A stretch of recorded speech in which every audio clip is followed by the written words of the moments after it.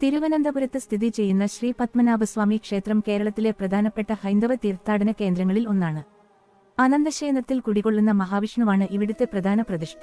ക്ഷേത്രത്തിന്റെ ഉത്ഭവത്തെക്കുറിച്ച് നിരവധി ഐതിഹ്യങ്ങൾ പ്രചാരത്തിലുണ്ട്.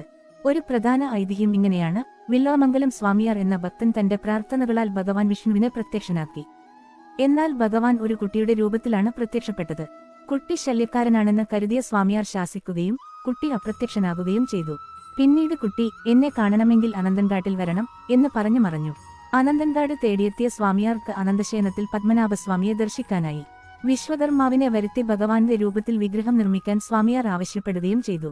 മറ്റൊരു ഐതിഹ്യം അനുസരിച്ച് ദീർഘകാലം വിഷ്ണുവിനെ തപസ്സു ചെയ്ത ദിവകരമുനി എന്ന സന്യാസിക്ക് ഭഗവാൻ പ്രത്യക്ഷപ്പെട്ടു. അദ്ദേഹം ബാലരൂപത്തിൽ ഒരു സാളഗ്രാമം സന്യാസിക്ക് നൽകി. പിന്നീട് ഈ സാളഗ്രാമം വളർന്ന് ഒരു വലിയ വിഗ്രഹമായി മാറുകയും ക്ഷേത്രം സ്ഥാപിക്കപ്പെടുകയും ചെയ്തു. ഈ ഐതിഹ്യങ്ങളെല്ലാം ക്ഷേത്രത്തിന്റെ പുരാതനത്വത്തെയും പ്രാധാന്യത്തെയും എടുത്തു കാണിക്കുന്നു.